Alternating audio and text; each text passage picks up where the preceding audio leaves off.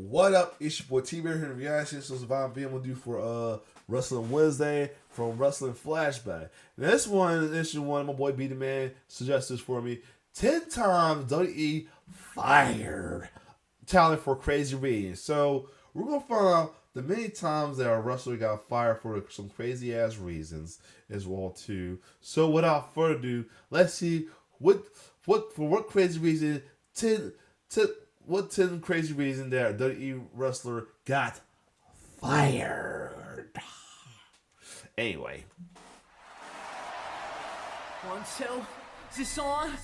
Not every firing in wrestling is just, and some have come about in strange ways. Over the years, there's been numerous talent that have been unceremoniously let go. Was that we'll provide some background. Hold on, was that one of the Highlanders? As we highlight those who were unfairly dismissed, as well as those who departed in wild circumstances. Today, we list 10 wrestlers who were fired for crazy reasons. When it comes to wrestlers who were fired whilst injured, Steve Austin in WCW is perhaps the most famous example, but the case of Chuck Palumbo is probably the most cruel. Palumbo got his big singles break in 2007 when he was repackaged as a biker, a character that better reflected his real life self. Chuck later had to get shoulder surgery in 2008 that sidelined him for a month. Shortly after beginning rehab for his injury, Palumbo was asked by one of WWE's doctors to come back on the road and cut promos. Looking back now, Palumbo believes that the fact that it was the doctor calling him, instead of one of the higher-ups, should have raised concerns, as things were about to get worse. Chuck agreed to come back, but this meant he had to be let out of rehab early. Once this happened, Palumbo got a call from the head of talent relations, Johnny Ace, and you can probably guess what happens next. He goes, hey, Chuck, hey, this is Johnny Ace, and he's giggling. He's laughing a little bit. We're going to have to release you. I said, you're good, man. I said, you're slick. You're good. I laughed. I had to laugh. What else could I do? He got me. Chuck got absolutely played here. The WWE tricked him to be let out of rehab because legally, they weren't allowed to release someone that was under a doctor's care. But now, since Palumbo had left rehab, they were able to fire him. Oh, that's fucked up. That is fucked up. That's so fucked up, because that is true, though. Because that's pretty much one of my certain ones are still in there, but they're injured. That is fucked up right there. Wow. Screw you! You're fired! That's to him. Palumbo's former manager, Rico, was another wrestler who didn't end on great terms with WWE. Despite starting his career late, Rico fit right in WWE. He was fun to watch as he went all in on his flamboyant character. What did I tell you about doing that? Well, if you liked that one, you're gonna love this one. Hey, Rico was never able to truly win over the boss, however. Rico was even once disrespected backstage by Vince McMahon's son, Shane. And Shane walks right up to me and goes, you know, Rico, you're going to be nothing but a flatbacker, which is a jobber. Despite damn McMahon's, I tell you. clearly putting in the work, Rico's salary did not reflect his contributions to the company. He asked for a raise that would have seen him make $1,000 a week, which even at that was small change compared to what other talent on a similar level were making. Well, I got released because I asked for a raise. I asked for $1,000 a week. Over the next few years, despite his departure, Rico was asked to return twice. On both occasions, he was offered less money than he was making previously. So it was no surprise that he promptly turned the company down. I got asked to come back twice. He still look great. The first time and F no the second time. He pays you, then he fires you, then he brings you back for less money. Before his release, Rico... That's a slap in the face. That's really a slap in the face, do some shit like that, but we really know what Vince is like, and then we know more. That's a slap in the face. Oh, wow. Paired on screen with Charlie Haas and Jackie Gayda. Haas and Gayda were a real-life couple that got married in 2005. After just completing their honeymoon together, Haas got a call from Johnny Ace to say that both he and Jackie had been fired, as Haas revealed on Rene Dupree's Cafe de Rene podcast. What? Oh my god, that's... Wow. Shout out to Rene. Yo, shout out to these wrestlers with these podcasts, though, man. I like it. I low-key like it, though, man. To get an idea, I like these. I mean, you got this one right here, the Mark Henry, Bubba Ray, and then with the busted open one. Yo, you gotta love these, yo. A New Day with Dating Podcast, Jeff, what's his name? Chris Jericho with his, Stone Cold Steve Austin, many others. Undertaker had one as well too, man. Wow. Let's go. John, we just got married. We just got back from our honeymoon. For better or for worse, right, guys? Right, that's fucked up. How do you find, laughter in that? Renee Dupree later spoke about how there may have been more to And another thing, this nigga been laughing doing this, man. That's the fucked up part about. I'm talking about giant laryngitis. You gotta fight, like, come on, dude. Ain't finding his humor in this? Like, what the fuck? Yeah. Now your ass gone, dickhead. And Jackie's firing, as Renee mentioned that Vince McMahon had previously made a pass at Jackie. See what I'm talking about? See that shit I'm talking about? That's that shit I'm talking about. Right. Wow. In which she refused his advances. This is unsurprising given everything that would come out about Vince years later. You think? Also made a pass at Jackie, which she declined. And you see what happened once her and Charlie got married. Hold up. I'm like, Renee Dupree, he had French background, but I think he's from I don't know, he's the one that's from Canada as well too. Let me think. That's why you like, whoa, where the fuck is his accent though? Yeah, he's Canadian, he's really Canadian, but he's French Canadian. That's why. Boy, wow, listen to his voice sound interesting though. The accent. If you don't put Vince over, he gets mad at you and takes it out on your career. Firing someone after just getting married is bad enough, but imagine being fired whilst pregnant. This is what happened to Dawn Marie in 2005. Dawn Marie was signed to WWE after working. Oh, that's why they showed that she had a little weight to her though. Okay, but she lost weight recently though. But still, Jesus Christ, these. Shout out to Bryce, man, for letting me watch this video, man. I'm glad I did, man, because what the fuck, yo? For ECW. She starred on the SmackDown brand for 3 years. After telling The Office she was pregnant, Dawn was taken off the road. The company also tried to keep her from appearing at ECW One Night Stand, but Dawn fought them on this and was ultimately able to appear. Less than a month later, Johnny Ace made the call to tell Dawn Marie she was being let go. By this point, she was on maternity leave. In 2006, Dawn filed a wrongful termination suit against WWE, which reached a settlement in 2007. Sorry, we're gonna have to let you go because creators just don't have anything right now. And I go, whoa, just be honest. You could have sent me home. John Laurinaitis is not but a Vince McMahon kiss ass at this point, man. Like, what the fuck, man? It's like all this is John Laurinaitis doing. Like, you else want to fire Vince? Yeah. Have my baby and then come back. Remember the promo with Pat and Briscoe talk about them kissing Vince, man? That's pretty much Johnny Laurinaitis doing the ass kissing for real life, man. Jesus. Those big, huge talk shows, they wanted to talk to me. I just kept telling them, no. I'm going to solve my business, because I don't believe in exposing a business. Dawn Marie didn't appear on WWE programming again until she was seen in attendance for former ECW boss Paul Heyman's Hall of Fame speech in 2024. Joey Styles also worked for ECW before joining WWE. Styles was far from your typical WWE style commentator and had to alter his announcing to fit in. After nearly 3 years, Styles called it quits on commentary and began working in the company's digital media department. And I don't want this job anymore. This promo. I quit.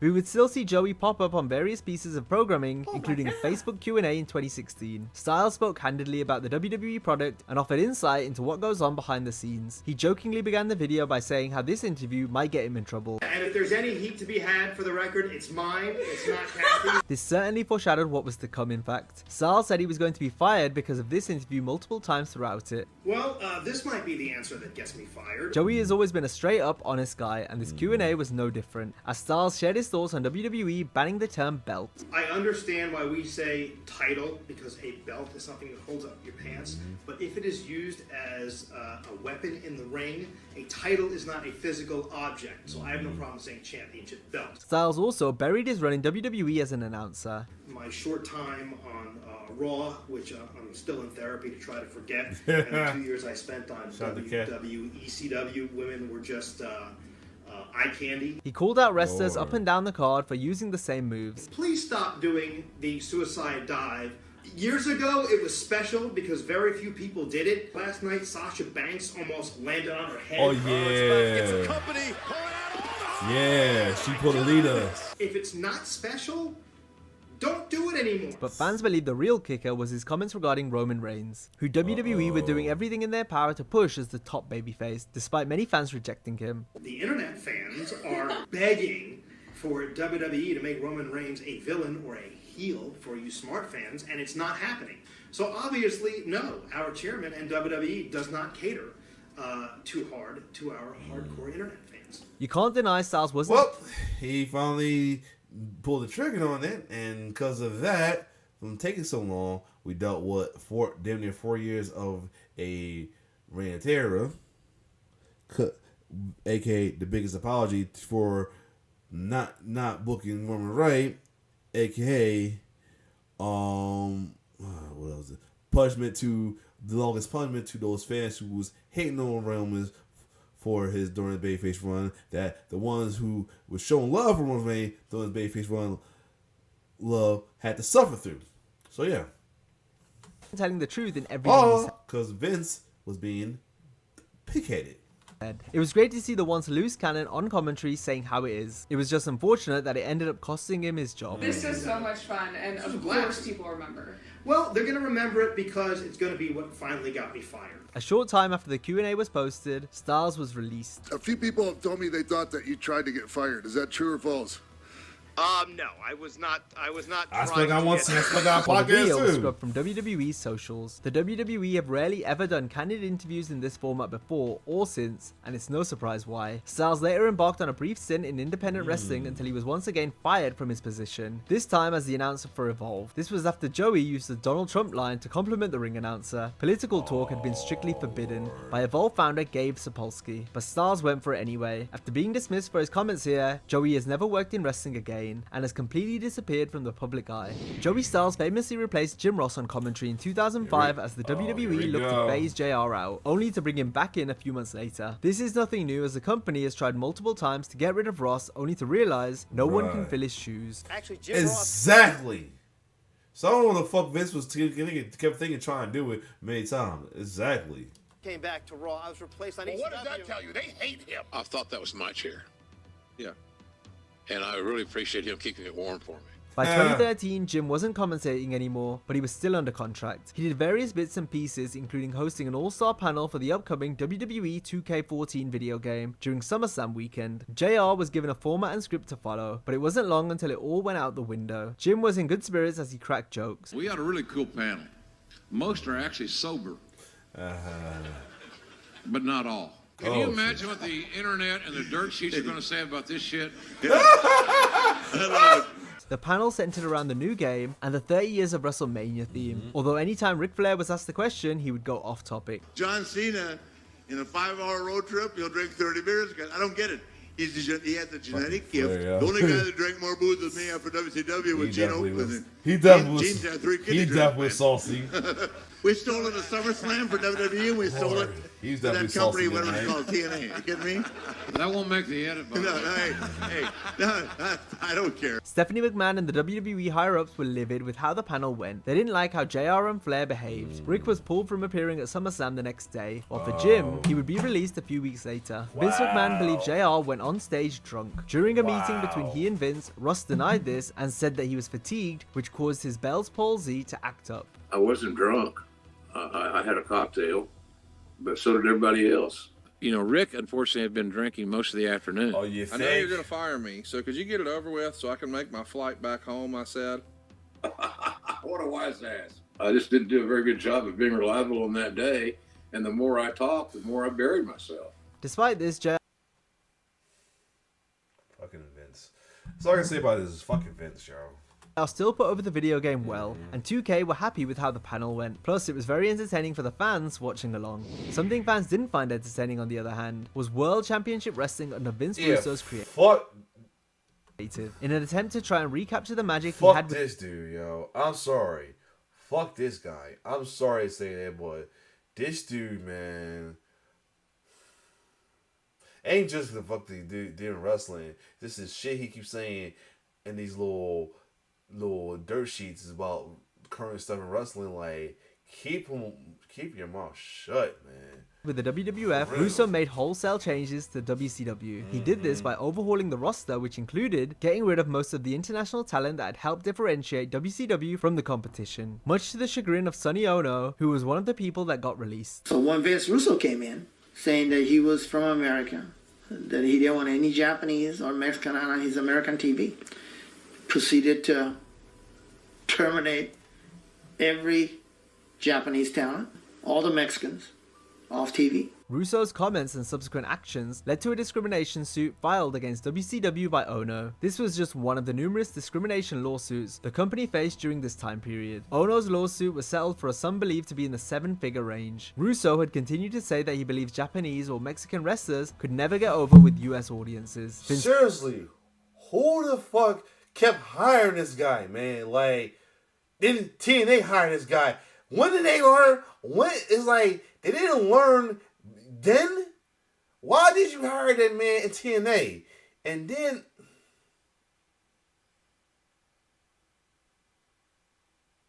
who the fuck thought he knew? Who the fuck thought he had? I don't know. I'm just thinking like, what made y'all think he knew anything about wrestling? Maybe do know some wrestling, but at the same time, the stuff he put on wrestling were shit. And Dusty had learned to hire him. You didn't learn from how much he fucked up whatever the WWE, or you hate WWE that much you went for it. No, and TNA hired him. Why? You ain't see what he did at WCW? Come on. They be some funny shit. AEW fuck around and try to hire it. They better not. I doubt they do it, but they better not. Fuck. Like, I get it's over now, but think about it. Why the fuck folks keep hiring this guy? It's also said he doesn't give a crap about seeing Japanese or Mexican wrestlers on TV, and only wants that was fucking disrespectful right there, and you hired him? What? Should have fired his ass. Not get rid of your talented international wrestlers. Come on. See Americans. Most of them can't speak English. It is a hindrance to them, and it's very difficult. That was like the most biggest.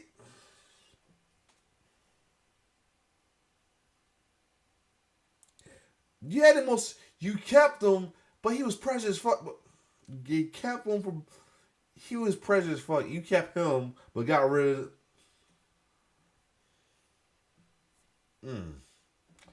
Fucking Russo, that's all I gotta say. Called for them to relate with American fans and vice versa.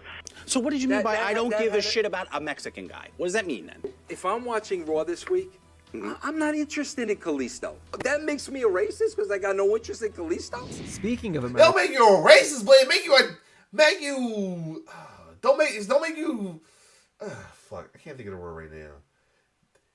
It kind of sound racist, but at the same time, it comes off as asshole. Come as an asshole, I say that. Jesus. Oh, I know about this situation. I know about this one. Now, this one I knew about. It was crazy, but I know why. It was wild, though, but yeah. Our next example's name was a combination of two of the United States' most famous presidents, and the reason he was fired actually relates to real-life politics. We're talking about Abraham Washington, whose brief run in WWE is most remembered for his controversial departure. Whilst manager of the Primetime Players in 2012, Washington talked trash on the outside during a match. That segment right there had me dying. He was going hard outside. And he said, hold up, your mama pushed you at Kofi distract them to get Prime Shop players to get the win. That shit cracked me up every time I watched that. But yeah, finally he got well, I thought he got fired for what he said. He said something about this. He made a reference of the Kobe Bryant incident with the chick. I remember, but it wasn't the reason why he got fired though. But yeah, I remember this guy. He got fired with some political shit though. He was mic'd up so the live crowd and television audience could hear him. Yep. It's like Kobe Bryant at the hotel in Colorado. Yep. He's unstoppable. Yeah, that shit got him in trouble. But I thought, but again, that's not what got him fired though. Abraham would make a joke that landed him in hot water as he referenced the Kobe Bryant case from 2003. The announcers had to apologize for the joke after the commercial. Yeah, I remember them doing that. Nevertheless, AW was fined $5,000 for the remark. He Sheesh! continued to make appearances on WWE TV. 11 days after the incident, Washington was released from his WWE contract, but not because of the Kobe Bryant joke. AW thinks he was actually fired because of a tweet he sent out supporting Linda McMahon's run for US Senate in Connecticut. During this campaign, Linda chose to distance herself from the WWE. That was like very unfortunate. Like, I get why they did it, but at the same time, it sucked. Though, like, it kind of sucked that happened. Right? He wasn't supposed to. It was dumb. Really, it was dumb reason, but I get the reason. Like, it sucked though. No one from the company was allowed to mention her in public. Fans would have understood this firing more if Washington got axed for the Kobe comment, but being let go because of showing support for Linda just rubbed people the wrong way. Perhaps it was a combination of the two, but either way, it was certainly a crazy way to... I wouldn't be surprised if it was. I wouldn't be surprised it was, but at the same time, it was like, he was all like, how why were this, and then that happened, and it was like a minor compared to that, but at the same time, you're already in hot water for this shit, and then you did this, yeah, it's time to go. I get it, but it sucked. Exit the company. I don't know what I was thinking that night, but maybe I saw a political commercial or something, and I just sent it out there. The next day I get the call, so it's like, uh-oh. I didn't think it was that bad. Right. Yeah. Another wrestler best known for how they departed WWE was Robbie McAllister, who wrestled the with Highlanders. the Highlanders on Yeah. Raw. In 2008 during WrestleMania, I thought it was a Highlander. Robbie was in Florida for the show, but had absolutely nothing to do since he was so far down on WWE's totem pole. This, coupled with the fact that he was unhappy with his place in the company, made him decide to attend a TNA show in Orlando, the same city WrestleMania was being held. Robbie was shown on camera and faced the brunt of a Johnny Ace phone call after leaving the building. Many stars from the sports, from the entertainment world on hand here tonight at Thursday night. You see he's trying to cover his face, right? But Johnny, kiss ass Johnny. It's something I shouldn't have done, and I knew it was stupid, but fuck it. Who cares? They said, fuck, who cares? He basically says, what's one of my fucking talent doing on fucking TNA, blah, blah, blah. Robbie wasn't actually fired straight away, but was kept around to do jobs on TV. But this is where his tag partner Rory comes into the occasion. Rory was injured at the time of the incident, so the WWE waited a few months until he was healthy, and then proceeded to fire both Highlanders. Sticking with the Scottish theme for our final entry, Roddy Piper. Piper sensationally returned to the WWE at WrestleMania 19. He went on to have a short run with the company. That came to an abrupt end after Hot Rod appeared in a HBO piece that highlighted wrestlers whose lives ended prematurely. Piper spoke candidly about his injuries and substance abuse in wrestling. My right hip has been titanium since December of '94. He reflected on the struggles of life after wrestling. The interview was just as sad as it was honest. I hate it. I don't watch myself on TV. I hate that guy. Because I know what that guy's thinking. I know what that guy's capable of doing. I know what he's thought of. And there's nothing nice about that guy at all. That guy being you. That guy being Roddy Piper. As fans, we see these larger-than-life personalities, not realizing the biggest battles don't happen in the ring. They occur when the red light goes off. This interview is most famous because of how Roddy eerily predicted his eventual demise. Dang. Oh my god. I mean, I know wrestlers go through a lot of shit, but damn, yo. That shit. What would you have me do at 49 when my pension plan I can't take out till I'm 65? I'm not going to make 65. Vince McMahon appeared in the piece as well, in which he famously lashed out at the interviewer. Despite how Vince behaved here, it was Piper that got in trouble, as McMahon fired Roddy after the interview aired. And how much of this falls on Vince McMahon's shoulders? Piper answer says right now all trying of to see it. when Never said that. And they never showed that. I'm trying to see how old he was when he passed. 61. Wow. On TV. Like Roddy's point of view has been one of an anti-promoter point of view all his life. A lot of times you lash out, and that's what Roddy was doing, was lashing out. When someone says, really rotten things about your company, you're not going to welcome them with open arms. You're going to say, time for us to say goodbye. WWE put out a statement which went as follows: to assist Piper from engaging in any self-destructive behavior, the WWE is ending any further discussion with Piper regarding a contract. The WWE sincerely hopes for Piper and his family that Roddy can find happiness. Now, if you enjoyed this video, be sure to watch our similar video on 10 wrestlers who shockingly quit WWE during a storm. Oh, I might have to check that out. Next time for sure. Other than that though, wow. Good amount of this was giant laryngitis being a dick with the phone calls and was dumb reason.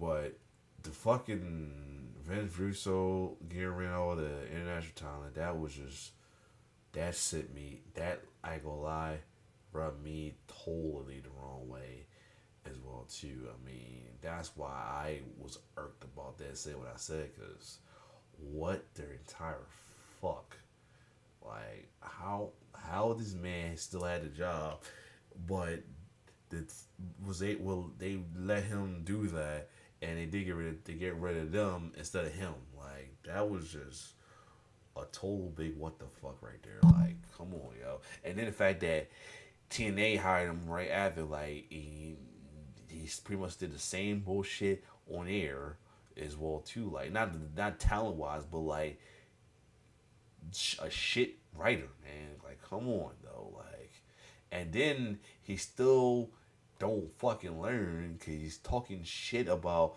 stuff afterwards. Like, what the fuck? Anyway, other than that, comment down below your thoughts on these situations as well too. It's your boy T-Bird signing off. One love.